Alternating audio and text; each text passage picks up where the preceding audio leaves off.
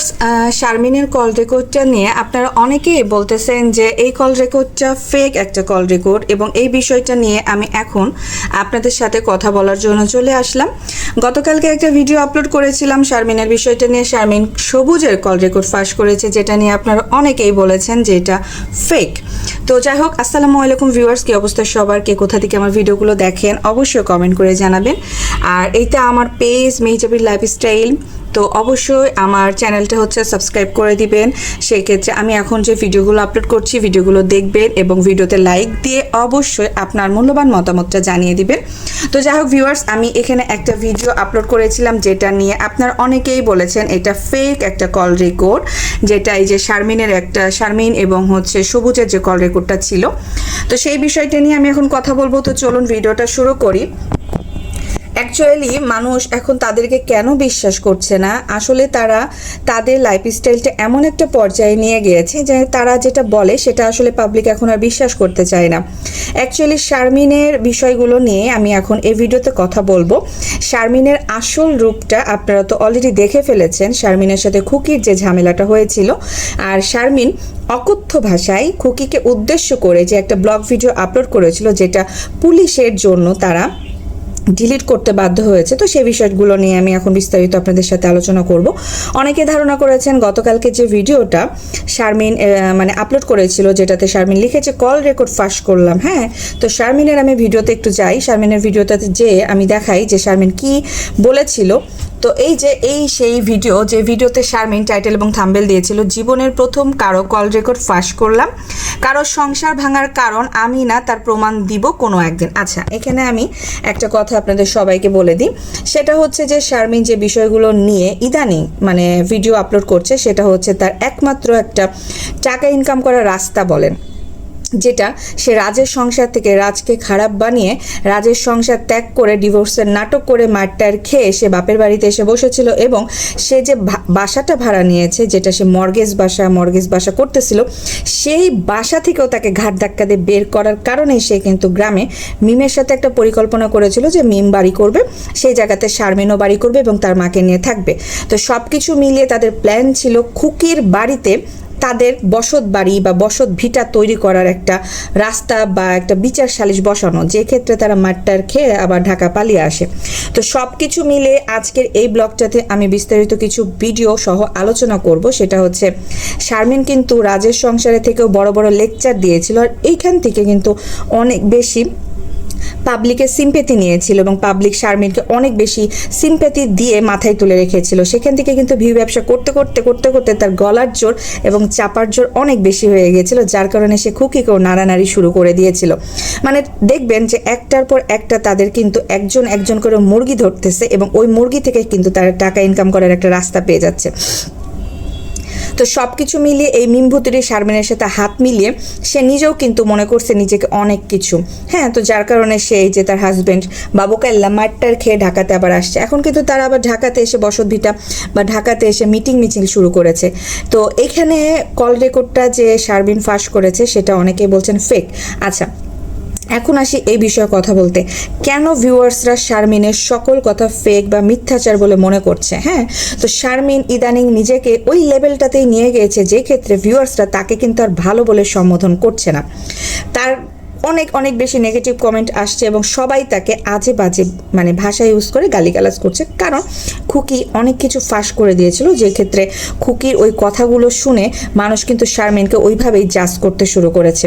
তো যার কারণে কিন্তু শারমিন পরবর্তীতে নিজেকে ক্লিয়ার করার জন্য এবং নিজেকে আবারও ইউটিউব প্ল্যাটফর্মে ওই চাপার জোর দেওয়ার জন্য এসে অনেক কান্নাকাটি করে সিম্প্যাথি আবার অর্জন করার ব্যর্থ চেষ্টা করেছিল, যেটাতে কোনো কাজ হয় নাই। তো এই যে গতকালকে শারমিন বলল যে সবুজের যে একটা কল রেকর্ড, সে বলতেছে আমি নাম বলবো না। তো সবুজই কিন্তু এই রোস্টারের একটা ভিডিওতে আমি দেখেছিলাম যে কল রেকর্ড ফাঁস হয়েছিল একজন রোস্টার আপু। তো সে আপুটা বলেছে সে নাকি রোস্টার না, সে সত্যি সত্যর পক্ষে এবং সত্য যুক্তি দিয়ে তার ভিডিও উপস্থাপন করে। তো যাই হোক, এখন আমি কথায় আসি। শারমিন বলেছে ভিডিওতে যে তুই তো বড় হইছস তাই না, মানে এভাবে প্রশ্ন করেছে। এখন অপর প্রান্তে যে ছেলেটা কথা বলছিল তার কথা কিন্তু ক্লিয়ার ছিল না ভিউয়ার্স, হ্যাঁ, তার কথাগুলো বোঝা যাচ্ছিল না। শারমিন একপাক্ষিক হিসেবে এক পক্ষ থেকে শারমিনের ভয়েসটা অনেক টন টাইট ছিল এবং শারমিনই একাধারে কথা বলছিল। সেই ছেলেটা কিন্তু হু হ্যাঁ না কিছুই করে নাই প্রথমত। দ্বিতীয়ত ছেলেটা খুব হালকা ভয়েস, হ্যাঁ খুবই হালকা ভয়েসে উঠে আসে যে তাকে টাকা দেওয়া হয়েছে এবং টাকার বিনিময়ে সে কথাগুলো বলেছে। তো এখানে অনেকেই ধারণা করছেন অপর প্রান্তের যে ছেলেটা ছিল সেটা হচ্ছে শারমিনের মানে সাবিনার দেবর, মানে সাবিনার দেবর, ছোট দেবরটা কিছুদিন আগেই শারমিনের ব্লগ ভিডিওতে দেখা গেছে। ভিউয়ার্স এখানে একটু মনোযোগ সহকারে আপনারা শুনবেন।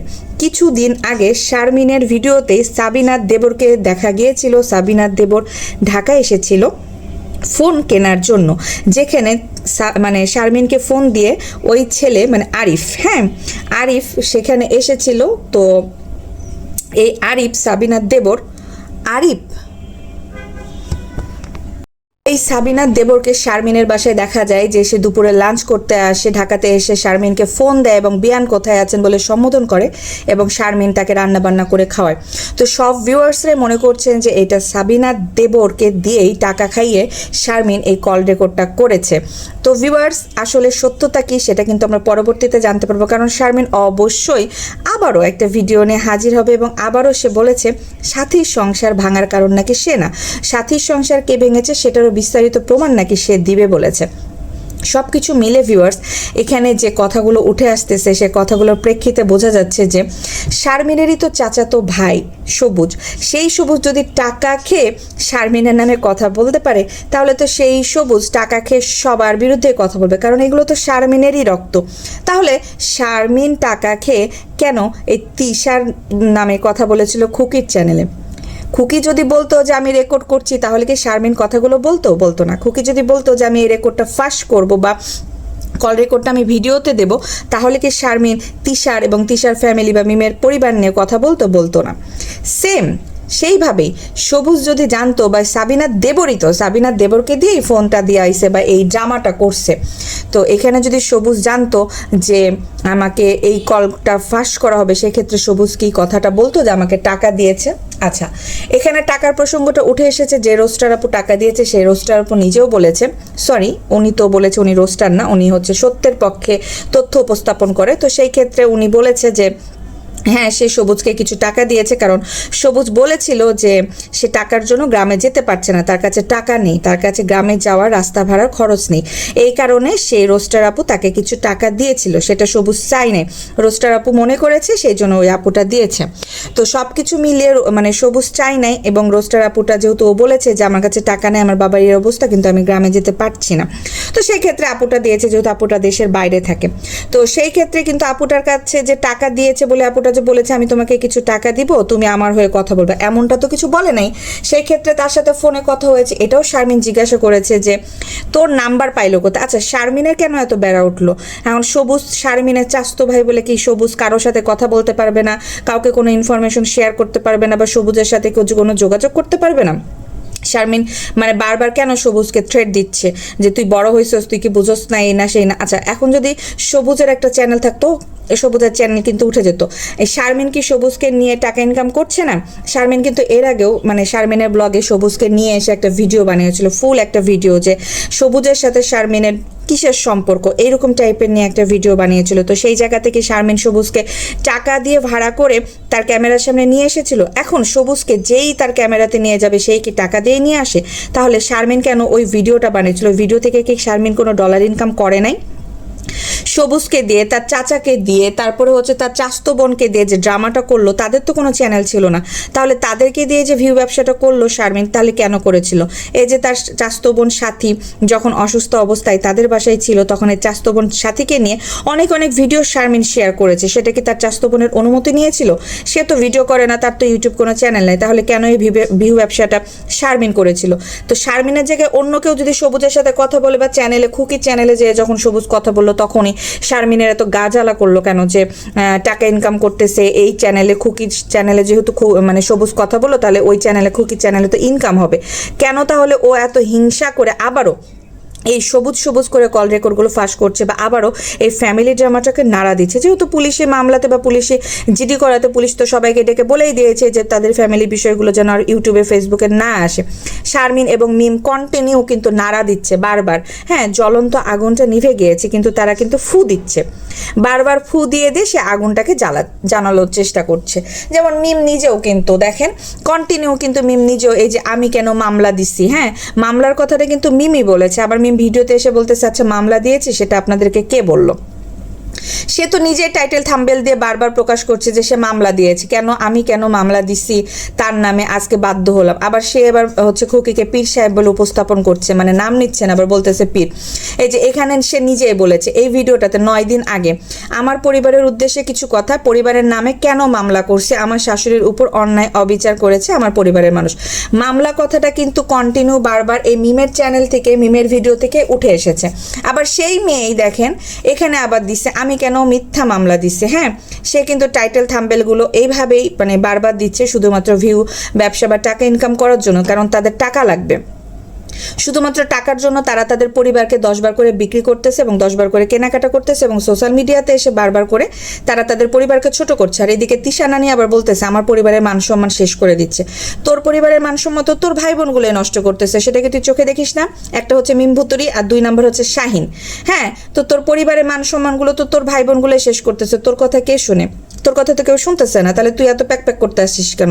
এবং তুই নানি মানে তিশা নানি, তুই নিজেও এই বারবার করে ভিডিওতে এসে নিজেকে অসহায়ত্ব প্রমাণ করে বারবার করে পরিবারের নামে তুই 2টা টাকা তুই নিজেও ইনকাম করে নিয়ে যাস, তাহলে অন্যজন করলে তোর এত লাগতেছে কেন? তোর পরিবারের মান সম্মান কি আছে? আচ্ছা, এখানে আবার ভিউ ব্যবসা করতেছে কিভাবে মিম ভিউ ব্যবসা করতেছে তার বাবা মাকে নিয়ে, মানে শাশুড়ি এবং বাবা মা, শাশুড়ি বাবা মা, বাড়ি বাড়ি বাড়ি, খুকির বাড়িটাকে সে বারবার নিজের বাড়ি প্রমাণ করার জন্য এই যে মাঠটার খেয়ে ঘুরে আসছে। এই জিনিসটা অনেক আগেরই হওয়ার ছিল। আচ্ছা, পরবর্তী ভিডিওতে আমি সাবিনাকে নিয়ে একটা কথা বলবো। এই যে এখানে দেখেন ভিউ ব্যবসা কাকে বলে। মা বাবাকে নিয়ে ঢাকায় শাশুড়ির কাছে আসলাম, ভাবি আমাদের জন্য কি আয়োজন করলো। আচ্ছা, বাবা মাকে নিয়ে সে শাশুড়ির কাছে চলে এসেছে। সে যদি শাশুড়ি বলতে পারে আর হচ্ছে শাহিন যদি শারমিনকে বিয়ান বিয়ান বলতে পারে, তাহলে তার চাচারা যদি তার মাকে বিয়ান বলে সম্বোধন করে তখন এত গায়ে লাগতেছে কেন? আমি বুঝলাম না। এই জিনিসটাকে হচ্ছে মানে তিশা নানি মানে এসে বলতেছে যে তার মাকে নাকি বিয়ান বিয়ান বিয়ান করে সম্বোধন করছে, খোঁচা দিচ্ছে এবং খোটাচ্ছে। তো এটা তো তারা নিজেরাই উপস্থাপন করেছে, তারা নিজেরাই ক্যামেরার সামনে এসে বিয়ান বিয়ান করে কথা বলে। যেমন শাহিন এই বাটুল শারমিনকে মিমের ননদকে বলে বিয়ান, বিয়ান কেমন আছেন? তারপরে ও বলে, শারমিনও বলে শাহিনকে যে বিয়ান কেমন আছেন। কই, তখন তো বলে না শাহিন ভাই, তখন তো তারা বিয়ান বলে সম্বোধন করে। তো এরা নিজেরাই নিজেদের জালে আটকা পড়ে, নিজেরাই নিজেদেরকে ভিউ ব্যবসা করতেছে এবং নিজেরাই নিজেদের মান সম্মান খাইতেছে। কিন্তু যখন পাবলিকরা এসে ওদেরকে হচ্ছে কমেন্টে সাবান শ্যাম্পু ছাড়া ধুয়ে দেয়, তখন তাদের আবার গায়ে লাগে যে আমাদের মান সম্মান আপনারা কেন খেলতেছেন? তোদের মান সম্মান থাকলে তোরা কি এরকম মামলা মোকদ্দমা মাঠটা রেখে আবার ঘুরে আবার ঢাকা শহরে আবার আসছিস শাশুড়ির কাছে চেহারা দেখাইতে? কোন মুখে? আবার বাপ মাকে নিয়ে আসছে। মিমের একটা উদ্দেশ্য হলো যেহেতু সে মানে যেখানে ফ্ল্যাট ভাড়া নিয়ে থাকে সেই 2টা ঘরে তার ভিউ ব্যবসা হচ্ছে না, 2টা ঘরে বাচ্চা নিয়ে সারাদিন কি রান্না করবে আর কি দেখাবে? একদিন রান্না করলে তো সে 3 দিন খায়। আর মায়ের বাড়ি গেলে ওই খুকির বাড়িতে সে অক্সিজেন পায়, খুকির বাড়ির পেছন দিকে গেলে অক্সিজেন পায়, বাতাস পায়, কারণ মা সারাদিন চুলার আগুনে রান্না করে আর সে বাবু কাল্লারে নিয়ে পেছন সাইডে মানে খুকির বাড়ির পেছন সাইডে ঘোরাঘুরি করে, পদ্মা নদীর পানিতে গোসল করে, ঝাপাঝাপি করে 2টা বাচ্চা রাইখা হ্যাঁ নষ্টামি নোংরামিগুলো করতে পারে। সেই জায়গাতে আবার শারমিন এই হচ্ছে বাটুলের আবার এক্স হাজবেন্ড আছে, যেখানে সে 9 বছর সংসার করে আসছিল। তো ওই এক্স হাজবেন্ডকে একটু দেখতে পাই, যার কারণে ওই নদীর ঘাটে যে একটু লাফালাফি ঝাপাঝাপি করে গোসল টোসল করে একটু শরীর টরিল দেখিয়ে আসে। তো সব কিছু মিলে এই শারমিনের কথা বলি। এই শারমিন ক্যামেরার সামনে এসে বলেছিল, ভিউয়ার্স আপনাদের মনে আছে কিনা জানি না, বলেছিল যে তার এক্স শাশুড়ি নাকি তার সাথে দেখা করতে এসেছিল যখন সে রাজের সংসার করত।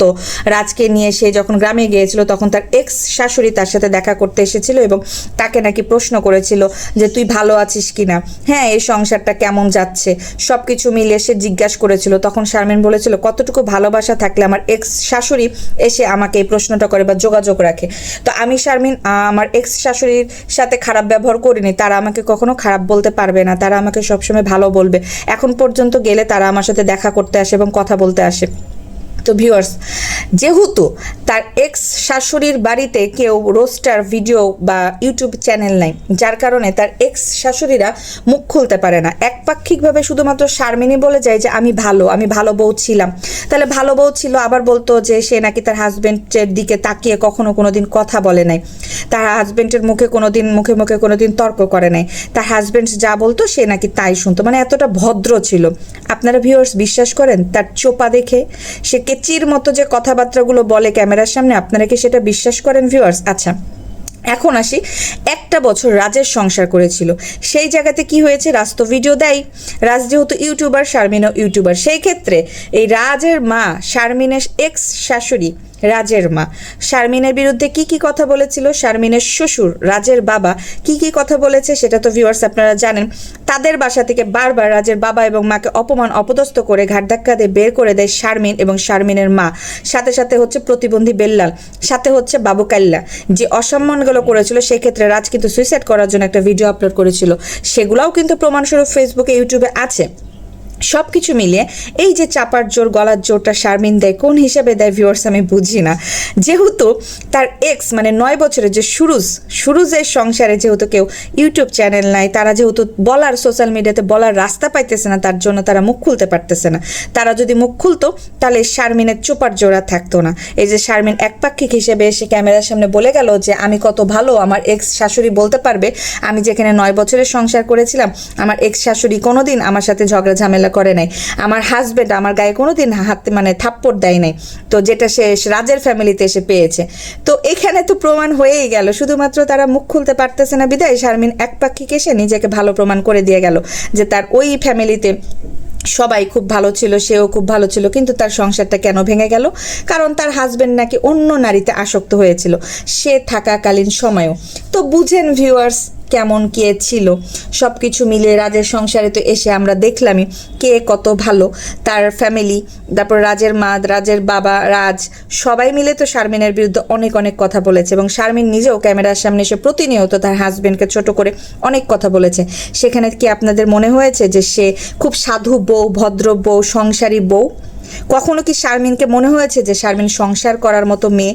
শারমিন নাকি রাজের পা ধরে কাঁদতো যে আমাকে তুমি ছেড়ে দিও না, আমাকে যদি তুমি ডিভোর্স দাও সেই ক্ষেত্রে মানুষ বলবে যে আমি সংসার করতে পারি না, আমি খারাপ মেয়ে, আমাকে তুমি ছাইরো না। হ্যাঁ, এইভাবে নাকি রাজের পা ধরে শারমিন কান্নাকাটি করতো। তো রাজ কিন্তু এই ভিডিওটা বলেছে যে আমি যাকে ছেড়ে দিয়েছি, একবার যে থুতুটা ফেলে দিয়েছি, সেই থুতুকে তো আমি জীবনেও নিব না, আর সে যেন আমার নামে এইসব কথাবার্তা না বলে।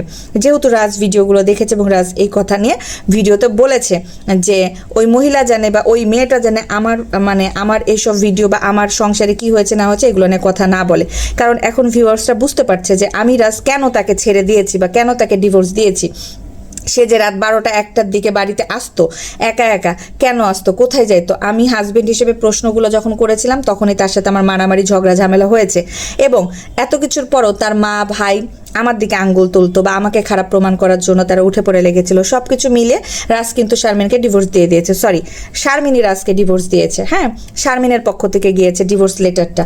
তো সব কিছু মিলে রাজ কিন্তু আবারও বিয়ের একটা প্রস্তুতি নিচ্ছে। তো এই যে শারমিনের যে চাপার জোরটা শারমিন যে দিয়েছিল যে সে তার 9 বছরের সংসারে তার হাজবেন্ড কখনো শারমিনের গায়ে একটা আঁচড় দেয় নাই, আবার 9 বছরের সংসারে শারমিনের সাথে নাকি তার শ্বশুরবাড়ির কারোর সাথে কোনো ঝগড়া লাগে নাই, সে শাশুড়ির মুখে কখনোই কোনো কথা বলে নাই। কিন্তু শারমিনকে দেখে কি ভিউয়ার্স আপনাদের এটা মনে হয় যে সে কোনো কথা বলতে পারে না?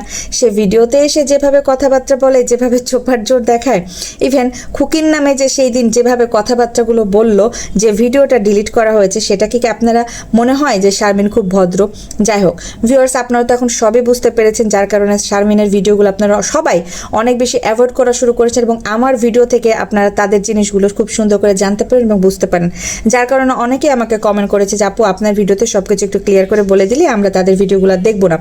তো thank you so much viewers, আপনারা যারা তাদেরকে অ্যাভয়েড করতেছেন বা তাদেরকে আনসাবস্ক্রাইব করতেছেন তাদেরকে অসংখ্য ধন্যবাদ। কারণ নষ্টা পরিবারগুলোকে আপনারা আসলে সাবস্ক্রাইব করে বা ইউটিউবে ভিউ ব্যবসা করে ভিডিওগুলো দেখে তাদেরকে আরও বেশি সাপোর্ট করছেন টাকা ইনকাম করার জন্য। শারমিন কিন্তু কান্নাকাটি করে বলেছিল একটা ভিডিওতে যে সে বসতে পারে না, দাঁড়াইতে পারে না, সব কিছু করতে পারে না, সেই ক্ষেত্রে সে যদি ইউটিউব প্ল্যাটফর্মে ভিডিও না বানিয়ে টাকা ইনকাম করে না খায় তাহলে তার কি অবস্থা হবে। তাকে যে মর্গেজ নিয়ে যে বাসাটা, সে বাসাটা থেকেও কিন্তু বের করে দিচ্ছে, কারণ ওই বাড়িতেও সে ছেলে পেলে নিয়ে আসা যাওয়া শুরু করেছে, যার কারণে কিন্তু এই বাড়িটা তো অনেক বেশি ঝামেলা হয়েছে।